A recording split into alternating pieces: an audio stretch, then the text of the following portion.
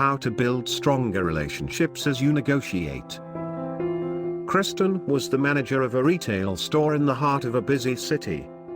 Her store was part of a retail chain that sold furniture to people who were in pain and seeking comfort. Each month, her store had to reach an established sales goal. Today was the last day of the month and the store was $3,000 short of its goal. Frustrated, she closed her eyes and wondered if it were even possible to get anywhere near the $3,000 mark.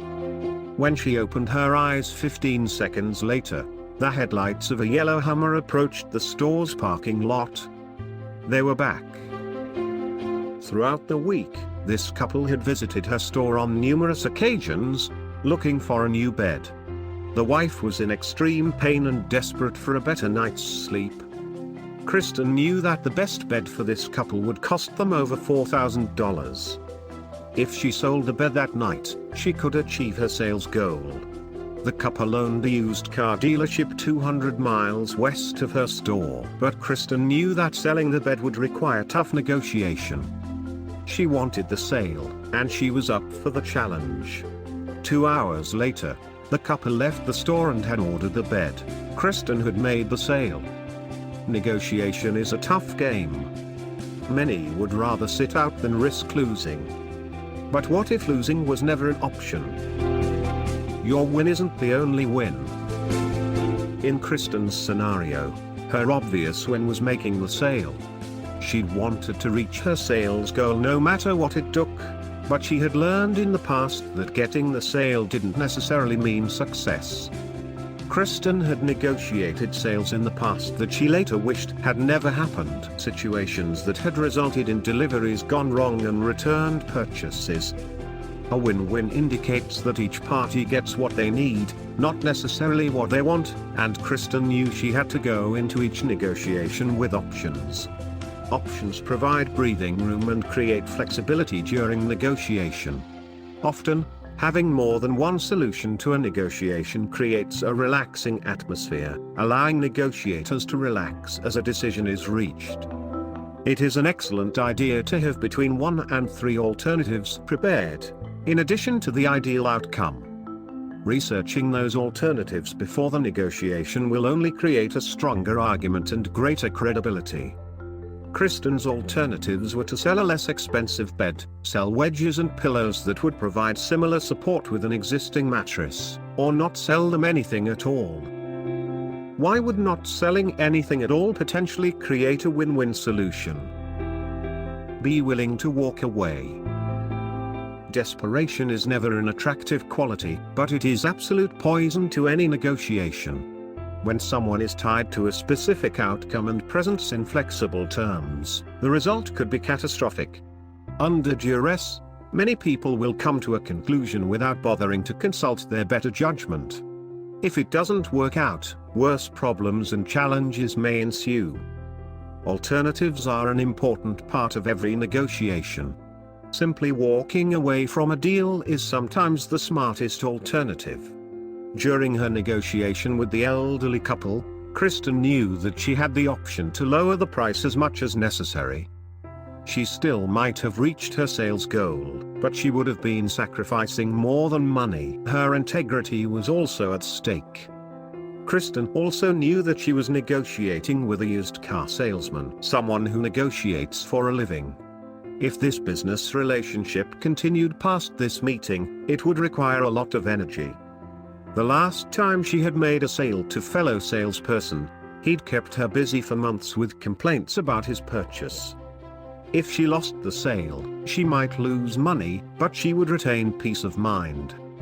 Kristen realized it might be best to walk away altogether. Ask the right questions. She didn't need to walk away though. Kristen had discovered long ago that asking the right questions was the secret to negotiating with a tough client. The more she inspired the couple to discuss what they needed and why, they sold themselves on the product. This holds true in any negotiable situation. When we get a real feel for what a client needs and wants, we can come more easily to a solution that fulfills both their needs and ours. We must learn what someone wants from both a material and emotional standpoint. Discovering the material standpoint is easy. The emotional standpoint can be asking questions. It is said that when someone expresses the desire to buy a car or house, he is actually in need of comfort and security. An employee might ask for a raise, but what she might really want is acknowledgement. These are the emotional needs behind the material ones. If we can find out the deeper desire behind what a potential client is asking, we will be better able to achieve our ideal outcome. In Kristen's situation, the couple decided to go home and sleep on it before making a final decision. Kristen knew it was time to ask not just the right question, but the most important one. After all of the time we've spent together, what could possibly change between right now and tomorrow morning? The husband and wife turned round and said, "Sold." Kristen made her sale, the couple got their bed.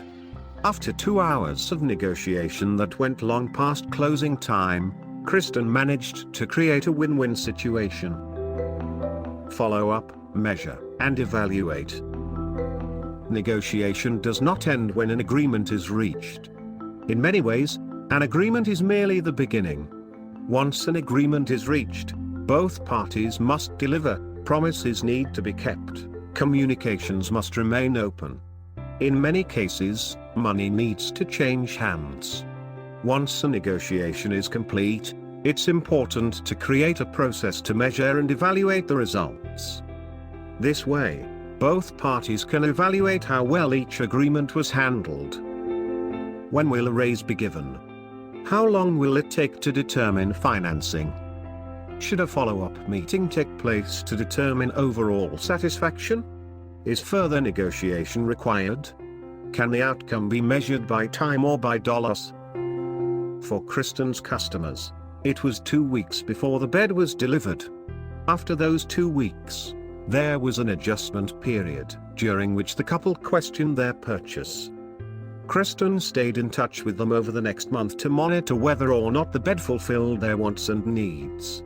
The customers kept their bed. Key points.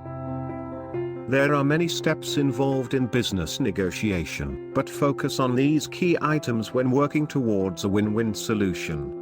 1. Understand that the ultimate win-win may not be what you thought it was.